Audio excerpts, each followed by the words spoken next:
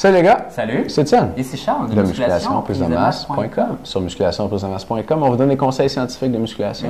On répond à vos questions de musculation, puis on vous donne des trucs de musculation au gym. Absolument. Aujourd'hui, on va répondre à une question de Samuel de Blainville. Samuel a 19 ans et est membre avec nous. Merci Samuel. Il s'entraîne en musculation depuis 1 an, 3 mois, mesure 6 pieds 1, pèse 203 livres. Genre de gars que tu n'écœures pas dans un bar, ça. Ouais, c'est ça. Fait que Samuel, tu nous dis salut les gars, étant donné qu'il est difficile de prendre le bon nombre de protéines seulement avec la nourriture, je me demandais s'il est bon que je prenne ma protéine en poudre, l'équivalent d'environ 90 à 100 grammes par jour, que je prends après mon workout tous les jours pour avoir le bon nombre de protéines par jour dans mon corps. OK, mais bonne question. Je pense qu'il y a pas mal de gars qui se posent cette question-là. Est-ce que c'est correct de prendre des shakes de protéines? Mais la vérité, c'est que oui. Donc, c'est très difficile dans l'alimentation de tout le temps manger de la viande, tout le temps manger des aliments qui ont beaucoup de protéines. C'est certain que mon premier truc, ce serait peut-être de regarder à des aliments qui habituellement ne sont pas de la viande, mais qui ont quand même pas mal de protéines. Donc, à ce moment-là, vous avez les noix qui peuvent rentrer en ligne de compte, des fois le fromage cottage, également le yogourt grec qui a quand même beaucoup de protéines aussi. Tous les fromages durs, en fait, sont bons. Ouais. Le fromage Allegro, je pense que tous les bodybuilders connaissent le fromage Allegro, qu'il n'y a presque pas de gras et énormément de protéines dedans. C'est une brique de protéines. Ouais, puis que si tu en manges à tous les jours, au bout d'un an, vraiment, tu commences à faire des Moi, j'ai fini ma phase de fromage Allegro. Ouais, c'est ça. Ouais.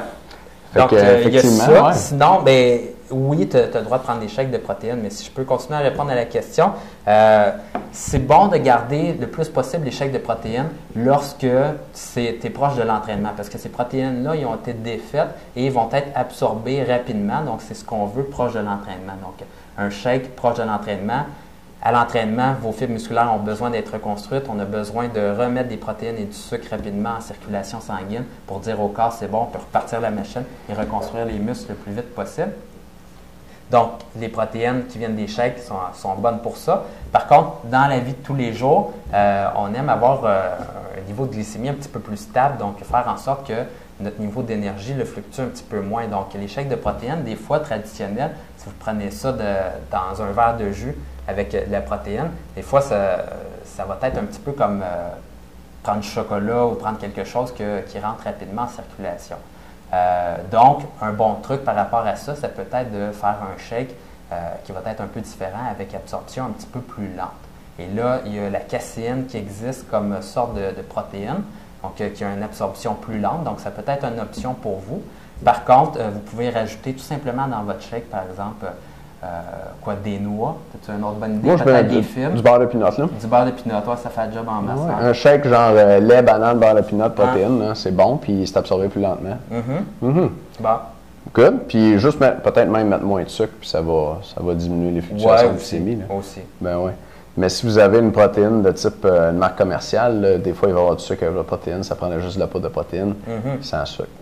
OK. Ben moi, il y avait un autre point là-dedans. Samuel, tu nous parles de prendre 90 à 100 grammes de protéines par jour, tout en shake. Fait que pour quelqu'un de ton poids, tu vois 203 livres. Sur musculation prise de masse, on te recommanderait de manger 213 grammes de protéines par jour. Puis si tu prends 100 grammes juste en shake, ça veut dire que tu vas chercher juste 100 grammes dans ton alimentation. Tu peux sûrement aller en chercher plus avec le genre de sources dont Charles te parlait. Fait que moi, je regarderais quand même du côté de ton alimentation en premier. Puis là, quand tu as fait tout ce que tu pouvais de ce côté-là, OK pour en prendre en poudre, mais 100 grammes par jour en poudre, fais attention. Moi, j'ai peur qu'il te manque quelque chose dans ton alimentation. Puis bien sûr, là, le problème avec ça, c'est que dans la poudre de protéines, tu as juste de la protéine. Dans les aliments, tu as plein de vitamines, minéraux, puis d'autres sources alimentaires qu'on ne connaît même pas encore. Tu sais, la nutrition, c'est une science qui évolue. Puis on découvre des choses dans les aliments qui sont bonnes pour la santé, qui peuvent sûrement nous aider à prendre la masse, puis qu'on ne sait pas qu'ils existent encore. Fait que fais attention pour avoir une bonne alimentation à la base.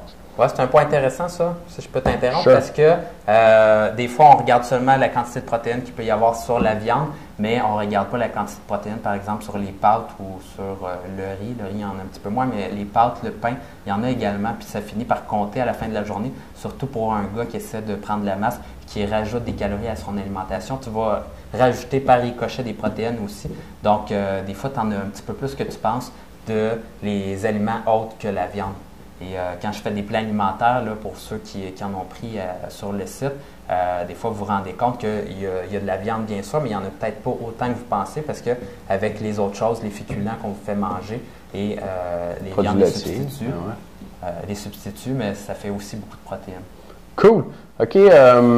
Pour les membres aujourd'hui, je vais vous dire, si vous avez 100 grammes de protéines à prendre par jour, à quel moment est-ce que je les prendrais idéalement autour de l'entraînement? Puis on va répondre à d'autres questions de Samuel. Fait que les membres, vous devriez avoir accès au deuxième vidéo pour les membres ici en bas. Rentrez votre numéro de membre juste en bas. Si vous n'êtes pas membre encore, vous allez voir comment vous abonner aussi. On vous remercie de nous écouter, puis on se revoit pour les membres dans un instant, pour les autres demain sur musculationforcedemasse.com. À bientôt les gars.